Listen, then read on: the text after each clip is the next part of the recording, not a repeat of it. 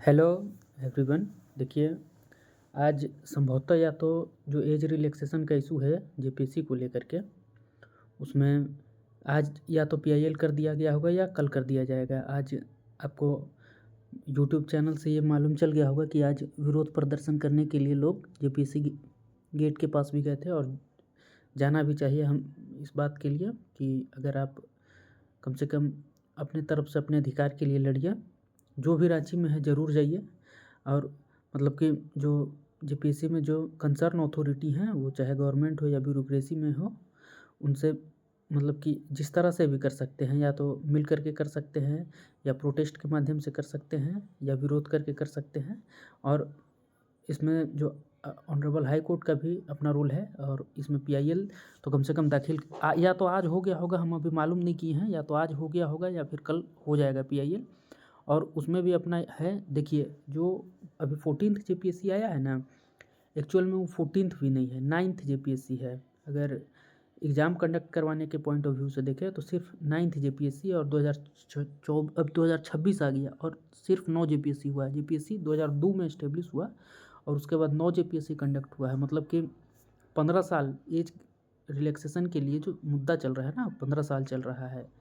अभी जो अथॉरिटी बैठे हुए हैं जेपीएससी में, उनका कहना है कि जो अनरेगुलेटी हुआ है, इरेगुलरिटी जो है, वो उनके टेन्योर का इशू नहीं है, उनसे पहले जो यहाँ पे रहे उनके कारण हुआ है। लेकिन कलेक्टिव रिस्पॉन्सिबिलिटी तो सबकी है। अभी तक मात्र 9 जेपीएससी हुआ, 7th हुआ, 7th के बाद 9 to 10 बोल दिया गया, और उसके बाद 11 to 13 बोल दिया गया। और इस बार तो सीट भी कम है, 103 सीट पे है, और सिर्फ 9 जेपीएससी लिया गया है 26 साल में। मतलब 25 साल में, जो 26वां साल आएगा उसके बाद होगा 7th, फिर 8th, 9th, तो ये 26 साल होगा, और 10 जेपीएससी लिया जाएगा। तो जो 15 साल का इशू है उसके लिए तो एज रिलैक्सेशन सबको मिलना ही चाहिए। और जहाँ तक हमको लगता है, जो अभी तक मतलब कि जिस तरह से 2021 में सबको दिया गया था, और इसी गवर्नमेंट ने हमेशा रिलैक्सेशन दिया है। इस बार पता नहीं है कि जो चेयरमैन आए हैं कि पहले से क्या लिए हुए हैं। ऐसा भी नहीं है कि गवर्नमेंट जो वर्तमान की सरकार है उनकी मानसिकता नहीं है, क्योंकि 2 जेपीएससी जो सक्सेसफुल कंडक्ट करवाया गया है, दोनों में से मिला है एज रिलैक्सेशन। ये भी नहीं है कि गवर्नमेंट का जो मतलब टेन्योर गया इधर से उधर हुआ इसके लिए नहीं दे रहा है, लेकिन ये तो मिलना चाहिए। तो जेपीएससी का है, कार्मिक विभाग इस पर पहले से ध्यान नहीं दिया, ये भी एक तो सोचने वाला बात है। लेकिन हमको लगता है कि देखिए, असम का इलेक्शन है, यहाँ जो ऑनरेबल सीएम साहब हैं वो भी अभी असम के इलेक्शन में भी व्यस्त हैं। लेकिन इधर भी कम से कम जो ब्यूरोक्रेसी है उसको भी इतना संवेदनशील होना चाहिए। और इसी सरकार ने पिछले साल भी दिया था रिलैक्सेशन, पिछले जेपीएससी में भी, और 21 में भी दिया था। और उस समय तो फॉर्म भराने के लिए भी मतलब काफ़ी समय दिया गया था 21 वाला वैकेंसी को देख करके। 21 में प्रीलिम्स का भी काफ़ी समय था, 2024 में तो इलेक्शन था, इसलिए उतना समय नहीं मिला, और इस बार भी नहीं लग रहा है कि मिलेगा। लेकिन एज रिलैक्सेशन का मतलब कि बिना मतलब का एक इशू बना दिया गया है इसको जेपीएससी के द्वारा।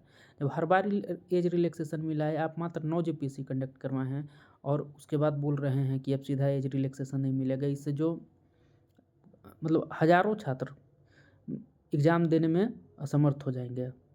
इसलिए देखिए, जो रांची में है वहाँ विरोध करिए, सोशल मीडिया के माध्यम से भी इस बात को रखिए, और जो मिल सकते हैं वो मतलब कंसर्न अथॉरिटी से मिल करके भी बात करिए। इसमें कोई ऐसा नहीं है कि नहीं होना चाहिए था या होना चाहिए था। यही सरकार हमेशा दी है, 2021 में भी दी एज रिलैक्सेशन, 24 वाला में भी दी। अभी पता नहीं इस चीज़ को एक मुद्दा क्यों बना रहे हो भी। अभी मान लीजिए कि जिसका एज रिलैक्सेशन का इशू है, अभी पढ़ेगा कि प्रोटेस्ट करेगा।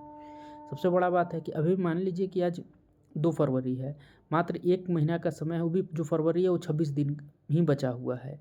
अब इसमें आदमी पढ़े कि प्रोटेस्ट दर्ज करवाए, तो ये तो काम करने का जो तरीका है जेपीएससी का, उस पर ही क्वेश्चन मार्क खड़ा कर रहा है कि आप समय भी एक तो कम दिए हुए हैं, 1 महीना का समय है, उसमें भी जो डिजर्विंग कैंडिडेट है वो प्रोटेस्ट पे बिजी रहेंगे, या सोशल मीडिया पे, या फिजिकली या सोशली प्रोटेस्ट के लिए जाएंगे।